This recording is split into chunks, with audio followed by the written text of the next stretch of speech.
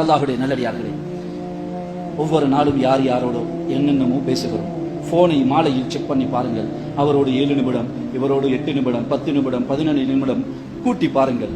மஹ்லூக்குகளிடம், படைப்பிடங்களிடம் எவ்வளவு தொடர்பு கூடுகிறதோ அவ்வளவுக்கு டென்ஷன் கூடும், அவ்வளவுக்கு பிரச்சனைகள் கூடும், அவ்வளவுக்கு தலைவலிகள் கூடும்.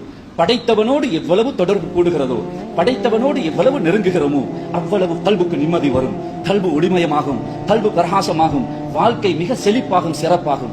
சுப்ஹானல்லாஹ். அந்த அல்லாஹு தாலாவோடு நாங்கள் எல்லோரும் கதைக்க வேண்டும். அதற்கு முனாஜாத் என்று சொல்வார்கள். ஹதீஸிலே யுனாஜி ரப்பஹு என்று வந்திருக்கிறது. நாங்கள் எல்லோரும் ஒரு விஷயத்தை ஆரம்பிப்போம். ஒரு நாளைக்கு ஒரு 5 நிமிடம், குறைந்தது ஒரு 5 நிமிடம் நான் அல்லாஹ்வோடு கதைக்க வேண்டும். முசல்லாவை விரியுங்கள், ரூமுடைய கதவை மூடிவிடுங்கள், அல்லது பள்ளியிலே ஒரு மூலையில் மேல் மாடியில் எங்காவது போய் உட்கார்ந்து சம்மணமிட்டு உட்கார்ந்து தலையை கீழே போட்டு, யா அல்லாஹ், நீ எனக்கு நிறைய பாக்கியங்களை தந்திருக்கிறாய், நான் நிறைய நன்றி கெட்டவனாக வாழ்ந்து விட்டேன், என்னை மன்னித்து விடு யா அல்லாஹ்.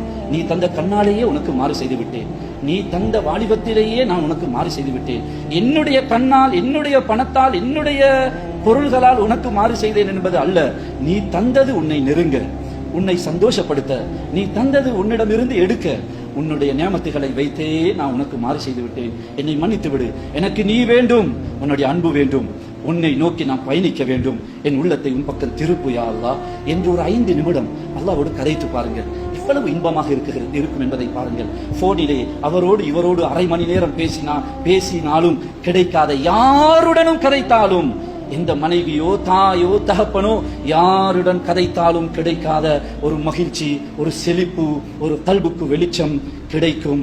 உலகத்தை, அகிலத்தை, எம்மை படைத்து ஆளுகின்ற அல்லாஹ்வோடு கதைத்தால் யாரும் கதைக்க முடியும். நான் ஒரு பாவி, நிறைய தவறு செய்தவன், எனக்கு அல்லாஹ்வோடு பேச முடியுமா? தாராளமாக. ஹஸரத்திடம் கேட்டுதான் பேச வேண்டும், காபாவுக்கு போய் தான் அல்லாஹ்வோடு கதைக்க வேண்டும், பகல் நேரத்தில் தான் கதைக்க வேண்டும், மஸ்ஜிதுக்கு ஏதாவது கட்டுப்பாடு இருக்குகிறதா? ஏன் நாங்கள் இப்படிப்பட்ட ரஹ்மானை விட்டு தூரமாக இருக்குகிறோம்? ஏன் நாங்கள் இப்படிப்பட்ட ரஹ்மானை விட்டும் தூரமாக இருக்குகிறோம்? சிந்தியுங்கள் சகோதரர்களே. மா கர்ரக பிரப்பிக்கல் கரீம். குர்ஆன் சொல்கிறது, மா கர்ரக, உன்னை ஏமாற்றியது எது? மா கர்ரக பிரப்பிக்கல் கரீம், சங்கையான உன்னுடைய ரப்பை விட்டு உன்னை திசை திருப்பியது எது? என்னதான் அப்படி இருக்கிறது? அல்லாஹ்வை விட்டு விட்டு போவதற்கு யார் இருக்கிறாய்? எவள் இருக்கிறாய்? எது இருக்குகிறது?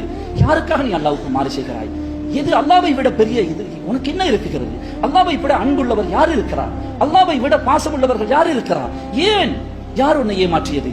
மா கர்ரக, மா கர்ரக. குர்ஆன் என்னிடம் கேட்குகிறது, உங்களில் ஒவ்வொருவரிடம் கேட்குகிறது. மா கர்ரக, உன்னை ஏமாற்றியது எது?